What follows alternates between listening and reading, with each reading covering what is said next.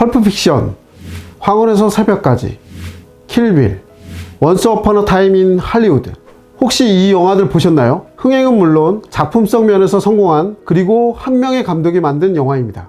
바로 쿠엔틴 타란티노입니다. 그는 할리우드 역사상 본인의 스타일을 가장 강렬히 드러내는 이색적인 괴짜 감독으로 꼽히는데요. 젊은 시절 비디오 가게에 근무하며 숱하게 봤던 싸구려 B급 영화들의 모티브로 독특하면서도 완성도 높은 작품을 선보이고 있습니다. 이러한 성향 덕분에 미국에서는 그를 덕질로 가장 성공한 영화 오타쿠라고 부르기도 하죠. 저도 그의 영화를 볼 때마다 대단하다, 기발하다, 이런 생각이 들곤 하는데요. 스토리나 연출력이 다른 감독들과는 달리 매우 독창적이라고 할 수 있어요. 오늘은 쿠엔틴 타란티노가 어떻게 괴짜 감독으로 이름을 날리면서도 최고의 영화 감독이 될 수 있었는지 그의 작품을 들여다보는 시간을 가져보겠습니다.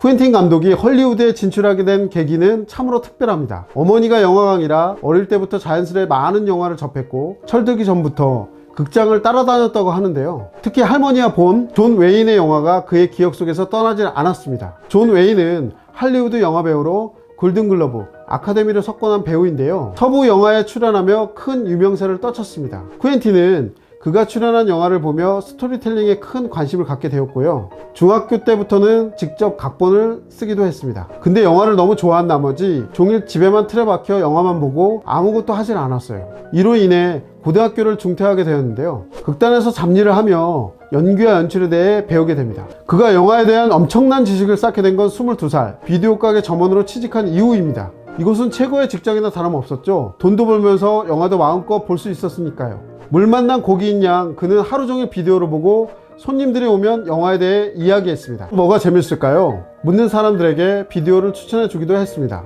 여느 전문가 못지않은 영화 지식을 자랑하다 보니 나중에는 헐리우드까지 소문이 나게 된 거예요. 어떤 비디오 가게에 영화 천재가 있다더라. 여담으로 영화배우 브래드 피트와 사무엘 잭슨도 쿠엔틴 감독의 영화 지식에 혀를 내둘렀다고 하는데요. 생전 들어보지 못한 영화 감독을 설명하는 글을 보고 충격을 받았다고 합니다. 여타 다른 감독들이 아카데미나 대학에서 영화를 배운 것과는 달리 쿠엔틴은 비디오 가게에서 일하다가 할리우드에 입성하게 되었다, 이렇게 말할 수 있겠죠. 자, 이제 본격적으로 그의 작품에 대해 이야기해 보도록 하겠습니다. 보통 첫 작품은 망하기 마련인데 쿠엔틴은 첫 작품부터 대박을 쳤습니다. 바로 저수지의 개들이라는 독립영화입니다. 각본부터 연출까지 모든 걸 도맡아 한 이 영화는 전형적인 저예산 작품으로 약 120만 달러, 하나로도 약 13억 원 밖에 되지 않는 제작비가 소요되었습니다. 이 금액은 영화가 상영되었던 1992년 당시를 기준으로 했을 때도 매우 저렴한 액수인데요. 쿠엔틴 감독은 예산을 아끼기 위해 영화 음악도 따로 제작하지 않고 기존의 팝 음악을 선곡, 사용료를 지불하고 이용했다고 합니다.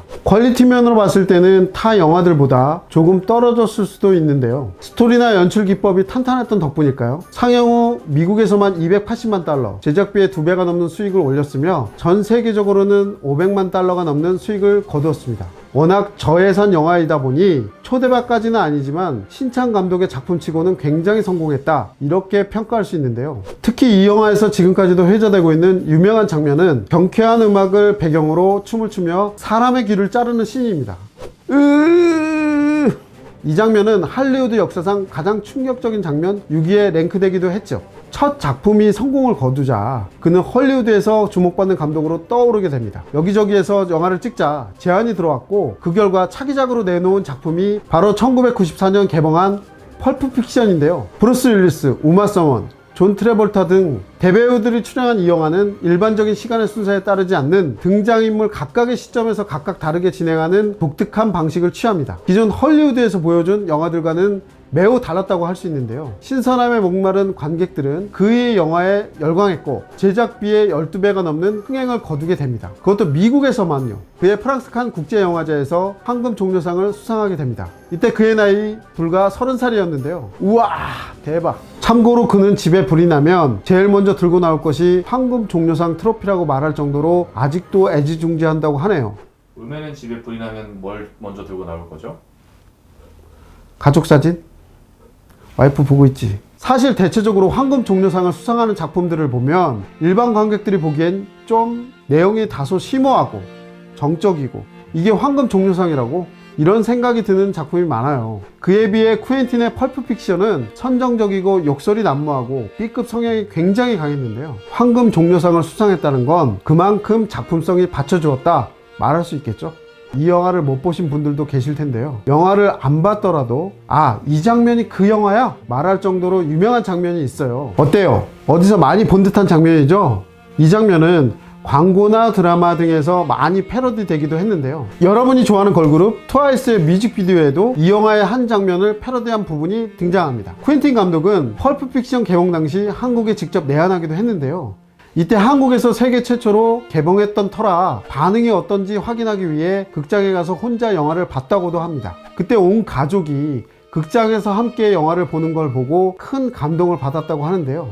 94년이면 한국 영화가 유명했을 때도 아닌데 내한했다는 것도 흥미롭고 그 잔인하고 폭력성 짙은 영화를 가족끼리 관람했다는 게 신기하기도 하네요. 쿠엔틴이 우리나라에 대해 좋은 인상을 받게 되었다고 하니 괜히 기분이 좋기도 하고요. 황금 종려상을 받은 직후 쿠엔틴 감독은 전쟁 영화와 어린 시절 좋아했던 서부극을 만들고 싶다 말하기도 했는데요. 2003년 실제로 일본 애니메이션과 서부 영화를 짬뽕한 영화 킬빌을 발표했습니다. 킬빌에서 여주인공이 다수의 원수를 찾아가 복수하는 설정은 일본 영화 수라서리에서 따왔다고 하고요. 우마 서머니 입고 있는 의상 역시 이소룡이 입던 옷을 오마주한 것이라 볼 수 있습니다. 그는 우리나라 감독 정창하의 영화 죽음의 다섯 손가락을 오마주하기 위해 직접 감독을 찾아간 것으로도 유명한데요. 이처럼 오마주 기법으로 유명한 쿠엔틴 감독의 또 다른 특징은 영화 속에서 극단적인 폭력성을 보여준다는 겁니다. 피가 분수처럼 분출되고 신체를 절단하는 장면이 여과없이 나오기도 합니다. 바스터즈 거친 녀석들에서는 나치의 머리가죽을 잘라내는 아주 잔혹한 장면이 등장하는데요. 이렇듯 매 작품에 피와 폭력을 선보이는 탓에 헤모글로빈의 시인이라는 별명이 붙기도 했습니다. 오마주, 잔혹성, B급 감성으로 대표되는 쿠엔틴 타란티노의 작품들, 우리는 머지않아 그의 새로운 영화를 만나보지 못하게 될 수도 있습니다. 이전부터 줄곧 영화 10편을 연출하고 은퇴하겠다 선언한 쿠엔틴 감독이 2019년 9번째 작품 Once Upon a Time in Hollywood를 내놓은 후 마지막 신작을 준비하고 있기 때문인데요. 이른 나이에 은퇴를 선언한 터라 많은 팬들이 아쉬움을 자아내고 있습니다. 마지막 작품에서는 어떠한 기발한 아이디어로 새로운 영화를 선보일지 기대해 보겠습니다. 그가 세계적인 영화 감독이 된 것도 괴짜이고 별종이고 또라이였기 때문에 가능한 일이 아니었나 생각이 듭니다. 다른 감독들과는 다른 연출력과 대사를 선보였고 또 모두들 고상하고 심오한 영화를 만들려고 했던 반면 쿠엔틴은 사람들이 웃고 즐길 수 있는 자기만의 관점으로 작업을 했기 때문인데요. 다름을 추구했기 때문에 더 신선한 영화를 만들 수 있었던 거죠. 다른 사람의 눈을 의식하기보다는 나의 의견을 보다 더 어필할 수 있는 자신감 있는 여러분이 되길 바라고요. 쿠엔틴 타란티노가 우리에게 던지는 메시지를 들어보며 오늘의 영상을 마치도록 하겠습니다. 감사합니다.